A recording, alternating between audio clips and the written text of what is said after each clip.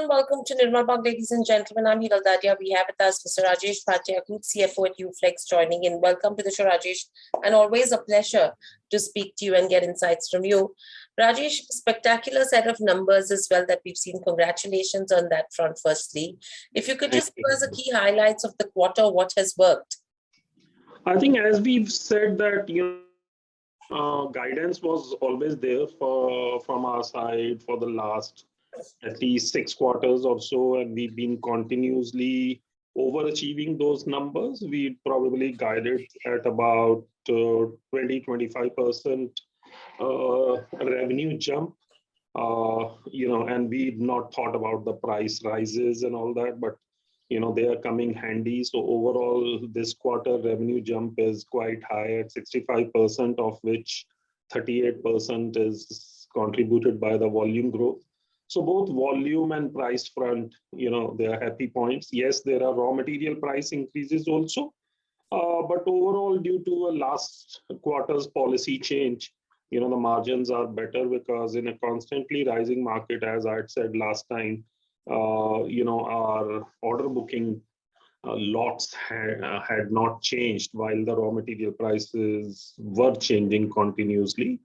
So we corrected that anomaly in the last quarter, and the results are visible in this quarter. As I said earlier, except Nigeria, all the facilities, across all the locations in the packaging film segment are at above 95% capacity utilization levels. Nigeria is still low at about 60%. I think the major reasons for that is, initially we had some debottlenecking for the port capacity issues, logistics issues, both incoming raw material as well as outgoing finished products. And now, you have the freight factors playing a huge role because, when we conceptualized Nigeria, we knew that, the entire plant cannot be sold there itself. So we thought that, in the initial years, till the time the market there also grows to absorb the size of a full plant, we'll have exports from there. But somehow exports from there, because of one issue or the other, we've not been able to do full justice to them. I think next few quarters, now that rest of things are pretty well locked up and seized, so the focus will be more on Nigeria, and we'll probably overcome that. I think we need to make another 2,000 tons a month over there, and that's what fixes the whole problem. So out of say 150,000 tons a quarter, it's a problem of 6,000 tons per quarter. Hopefully, we'll do well in the coming quarters in that also. On the capacities, in some of the newly installed capacities, there are probably, when you buy a new plant, you take some time before you reach, more than 100% capacity utilization, till the time the warranties are there and all that. You don't tinker much with your own in-house developed engineering to take care of that. But, all across the plants where, our old plants, we've been doing that, optimizing and tinkering with the engineering a bit to ensure that, they give you more than 100%. So hopefully the differential between 95% and 105% will come handy in the next financial year to give up the extra volumes. Otherwise, the next round of volume increase is now we'll have to piggyback on our expansion in the aseptic packaging, Dharwad plants and our Dubai CPP facility. That's what, in nutshell, is the summary for sort of this quarter. Right. So Rajesh, overall, clearly the product mix that we have And the new lines that were commissioned in the past quarters are the ones which have actually added to the growth in this quarter. As you mentioned about the incremental growth and capacity addition, one is the new aseptic liquid packaging capacity at Sanand and the packaging film lines in Karnataka and Dubai, right? Yeah, that's what I meant. Right. And for both of this, by when do we see all of these operationalize? I think we'll operationalize aseptic packaging in early next financial year, maybe April itself. Dubai CPP also probably will happen around that time, but Dharwad will come. CPP will come early, but the BOPET facility will come in the Q3 only.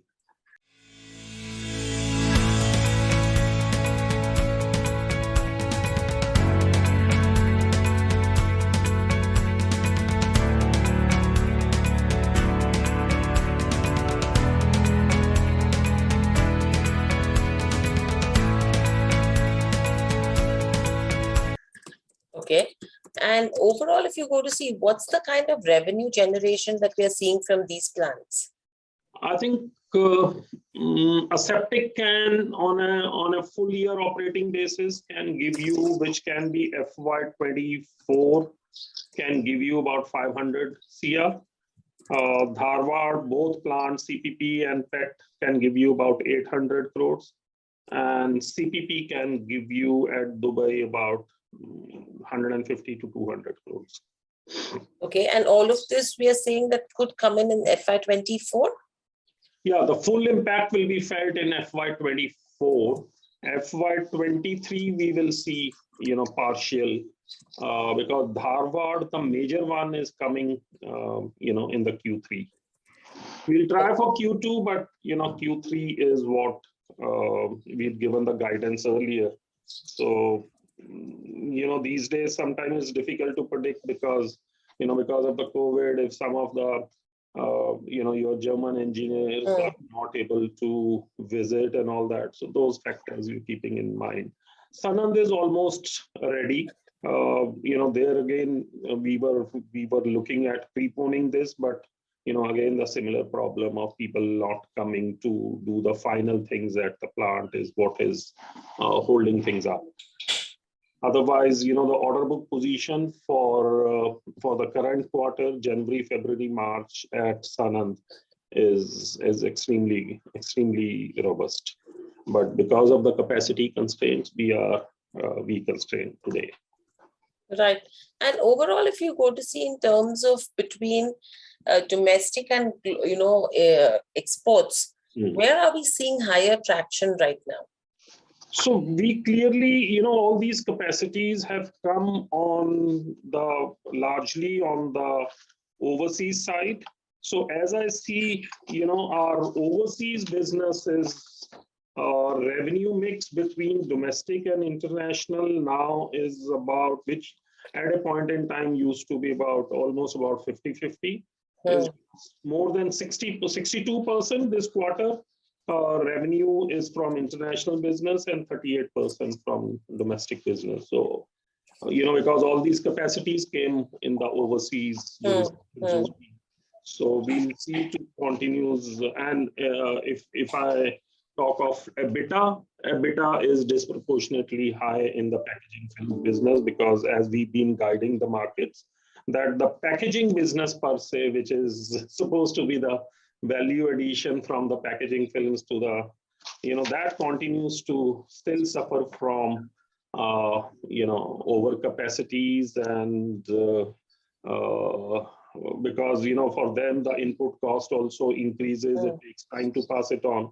So that is a bit better in the current financial year, current quarter, but still, a long way to go in that business. So I think that's where, you're finding that over the last more than couple of years, we've not announced any investments in that business, any capacity expansions in that business. And the money is going to where the profitability and the margins are there, both in aseptic as well as in the packaging films business per se. Right. Right. Yeah. So between packaging films business, flexible packaging, and if you see, between these two, where are you seeing, good growth coming in? See, packaging films will always remain the core to the packaging. And the packaging per se, what we are seeing is because there has been mushrooming of some of the local brands which are there in 100, 200 kilometers range. And there, a lot of snacking brand, a lot of juice brands. So obviously they don't have those much of volumes where, companies like Uflex or other large companies can cater to them, neither on the price part nor on the quantitative part. So these are the guys who need the basic primary packaging, which is, packaging film. So there are local units for the packaging which cater to them, and that's where we clearly see in India that the packaging films is growing at double-digit numbers, but the large packaging play is still growing at about 6-7% or so. So there is clearly a gap which is being met, but not by the large packaging players. I understand it's a lot of smaller companies, startups, which are evolving in the FMCG space, and there is clearly a volume to price mismatch coming in for larger companies to actually cater to them. But I think soon we will see that evolve as well. Apart from that, in terms of go-to-market, which are the newer markets, Rajesh, we're looking to target? We have a lot of presence already in global markets, but any newer segments or business areas that we look to focus on? I think we in the packaging films, as you said, with the Nigeria, now we're covering the whole of Africa with Nigeria, and also Europe expansion. We've made higher inroads into the largest market of the world, which is North America. So, and obviously the two largest markets in the world, which are North America and Europe. On an overall basis, while Asia, including China, is probably the largest market, but because China is self-sufficient and they work on a different subset. So excluding China, the two major markets in the world is what our concentration is. And these are the market which gives you the highest, margins and the volumes as well. I think what makes a difference in the packaging per se is that, if your campaign is longer, your costs are still manageable. But if your campaigns are smaller and you have to do many changeovers, that is it does not help the business. While, some of the smaller players are able to give them that advantage of a lower volume with the same set of costing.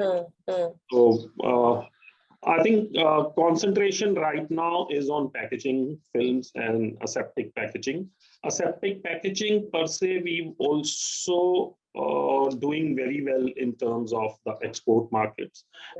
We going to the newer markets where there is a lot of demand for the product.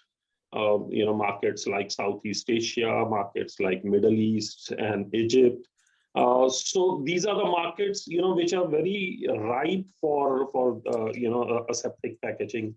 And some of our products offerings, which imbibe also the holographic features and all that, which had not seen also, we're finding a lot of traction over there. So hopefully in the times to come, one plant, if we are able to, out of the two plants, one can focus on exports and one can on the domestic market, I think that will be a very extremely good proposition. As compared to packaging, the EBITDA margins there are at least double of what you get in the flexible packaging over there. And the project cost is, this additional expansion of 3.5 billion packs came at an additional cost of only 100 crores, is likely to generate at a full capacity a top line of about 500 crores. And when we did the first plant, we wanted to ensure that nobody is able to reject our product just because we bought something which is a slightly inferior to the best in the world. So we've invested money more than what was actually mandated to set up a world-class facility better than the best. And that's a showcase to the world and to the consumers that this probably the best plant in the world, better than the best. And that's what works for you. So we may have spent a bit extra initially in terms of that facility, but as we do the expansion there, the brownfield ones, the additional incremental capex to develop the capacity is very, very marginal. And so my take is that if we are able to do 2 plants, 100% utilization, both plants by the end of FY23 fiscal, that's the time to look at that business again in terms of additional investments that it may entail. And the export markets are becoming very, very lucrative in that business as of now. Right. And overall on the raw material cost front as well, are you expecting some normalization, or do you think this is something which could continue to rise? And then what's the strategy to maintain margins? So, in this quarter, if I say the raw material price rise has been pretty marginal. I have the numbers. I think it is anywhere between 3 to 6%. The price increase on the raw material side, depending on the different markets we operate in. So which is now seems to have more stabilized a bit. Given the robust demand, I think we've been able to pass on those prices to the customer, and that's what is underlying. So if on a volume growth of 38%, your top line is 65% growth. So the rest of that is coming from the price increase, a part of which comes from your cost increase as well. But overall, the margins are better. So if I were to neutralize the price impact due to the higher input costs and all that, I think the margins will still look better at a normalized prices, which is like about 20% or so. So while we look at 18% margin this quarter, but if this price increase, what we've seen on a year-to-year basis from on the raw material side, if we take that factor out of play, then actually we are at 20% EBITDA margin.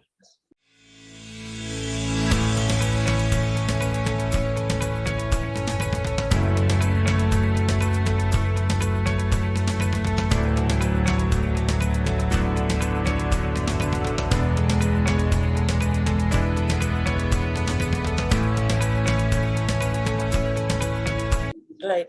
And overall, if you see in terms of where, growth is concerned, Rajesh, are we able to maintain the current quarterly growth that we've seen in the coming quarters if you have to look at the next 18 to 24 months? So as I said that, given that all these plants are now operating at almost 100% capacities, so on a quarter-to-quarter basis, you will look to stabilize things a bit. Till now your aseptic packaging or these new facilities start contributing towards your growth. So the volumes, as I said, now from the existing facilities, Nigeria, we can ramp up. Other plants we can ramp up max to about 5 to 10% kind of from this quarter's numbers in terms of the volumes. So from here on, the existing plants, the capacity utilization upside is limited except for the Nigeria plant. And the new revenues being contributions by these new facilities which come up in the early part of FY23 and beyond will definitely add to the top line, and that's what the guidance is. Right. All right, Rajesh. Thank you so much for speaking to us. Always a pleasure to get insights from you. Congratulations once again. Onwards and upwards continues for here on for Uflex as well. Good luck. Stay safe and speak to you soon again. Thank you. Thank you, Hiral. Pleasure. Subscribe to our YouTube channel for in-depth interviews of India Inc. and press the bell icon so that you do not miss our updates.